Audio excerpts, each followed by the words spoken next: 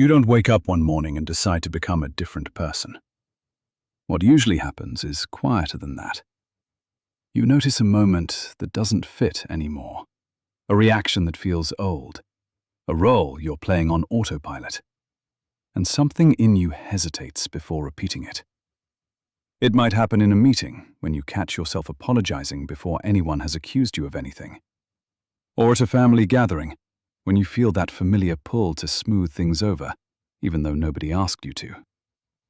Or alone, late at night, realizing you're still organizing your life around expectations that stopped making sense years ago.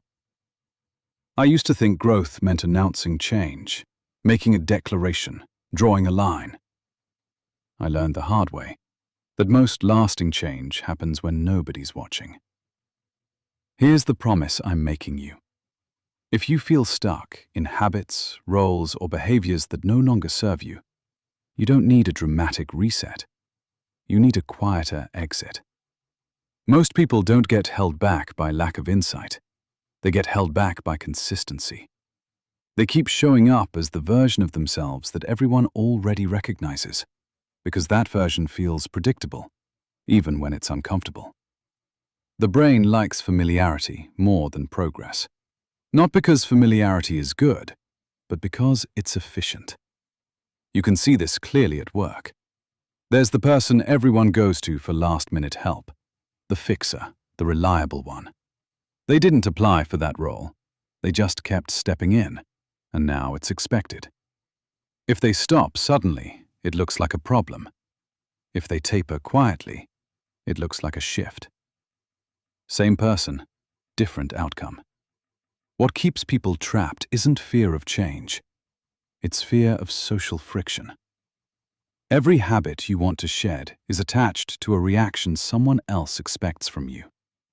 And the moment you don't deliver it, the system notices. This is where people make their first mistake. They try to explain the change. They announce boundaries. They justify growth. They narrate their evolution like a press release. That usually backfires. Because explanation invites debate. The truth is, most roles die from neglect, not confrontation. They fade when you stop feeding them. I learned this watching someone close to me try to become more assertive. They talked about it constantly. They warned people. They corrected others mid-conversation. Every interaction turned into a referendum on the new version of them. It exhausted everyone, including them. Compare that to another person I watched do it quietly. They stopped responding immediately. They paused before agreeing. They didn't over-explain their decisions anymore. Nobody argued with them. People just adjusted. Here's the mental model that matters here. People relate to patterns, not intentions. That means the fastest way to change how you're treated isn't to convince anyone. It's to interrupt the pattern long enough for a new one to form. Let me ground this. Think about a family role you've carried for years. The peacekeeper, the responsible one, the flexible one. You learned early that keeping things calm kept you safe or accepted. That role made sense then. But now it costs you. The first time you don't step in, it feels wrong. Someone else has to sit with the tension. Someone might even be annoyed with you. That discomfort isn't failure, it's withdrawal. And withdrawal is how habits break. There's a psychological reason this works. Your nervous system learned those behaviors under specific conditions. When the conditions change, but the behavior stays, you feel stuck. That's not weakness. It's outdated conditioning. The mistake people make is trying to replace the behavior before they let the old one die. You don't need a new role yet. You need space. Here's what that looks like in practice. At work, you stop volunteering for everything. Not dramatically, not defiantly. You just let the silence sit one extra beat. When someone asks, "Can you take this on too?" you don't rush to prove you can. You say, I'm at capacity right now. Then you stop. What you don't say is, I wish I could help, but I've been really overwhelmed lately and I just don't want to disappoint anyone. That keeps the old role alive. What happens next is predictable. Someone might push, someone might test. If you hold steady, they recalibrate. Not because you demanded respect, because the pattern changed. This works in relationships too. A lot of people are stuck in the role of emotional translator. They explain their feelings carefully. They soften everything. They chase understanding. The moment they stop doing that, the dynamic shifts. Either the other person steps up, or the distance becomes obvious. Both outcomes are information. Here's the part people avoid talking about. Letting an old role die can make you look colder before it makes you look clearer. That's the social cost. When you stop performing familiarity, people feel the loss before they see the benefit. That doesn't mean you're doing it wrong. It means the habit is actually breaking. There's another type this shows up for. The person who's always agreeable, always flexible, always easy to work with. They learned that being low friction kept doors open.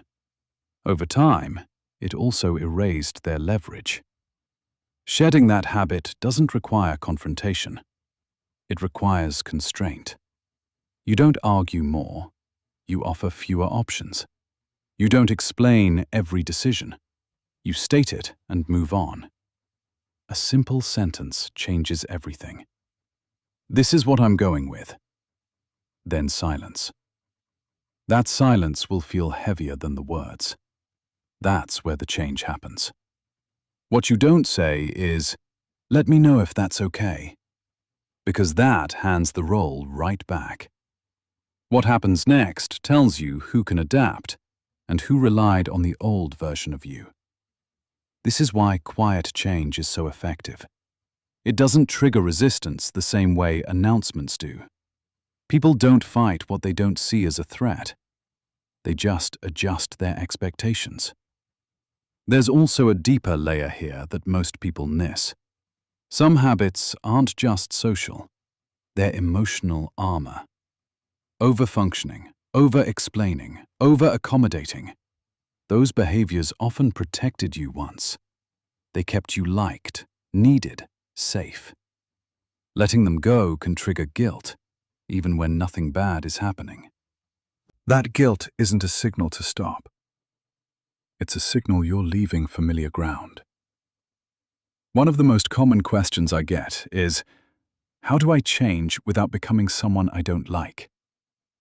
The answer is simpler than it sounds. You don't add traits. You remove excess.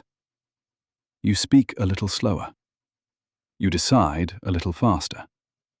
You stop narrating your internal process. None of that makes you less kind. It makes you more legible. People don't need access to your reasoning to respect your choices. They need consistency. This is why public figures who reinvent themselves successfully do it quietly. They don't explain the pivot. They live it long enough that explanation becomes unnecessary. Contrast that with the ones who announce transformation every week. They get stuck defending it instead of embodying it. Change sticks when it's boring. Here's another everyday moment to notice. You're asked why you didn't respond sooner. Your instinct is to justify the delay. Instead, you say, I got to it when I could. And you stop. No apology. No story. That's not rudeness. That's calibration. The first few times you do this, your body will react. Tight chest. Urge to clarify. That's the habit leaving.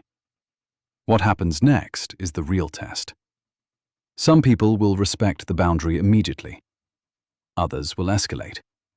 That tells you exactly who benefited from the old behavior. Here's the part nobody likes hearing. Not everyone will come with you. Some relationships are built entirely around the version of you that overgives. When that disappears, so does the connection. That's not cruelty. That's alignment. The goal isn't to burn bridges. It's to stop reinforcing structures that keep you small. Quiet change gives people room to adjust without feeling attacked. It also gives you room to see who actually can. This applies internally too. A lot of habits are self-facing. The way you talk to yourself. The way you over-prepare. The way you assume responsibility before it's assigned.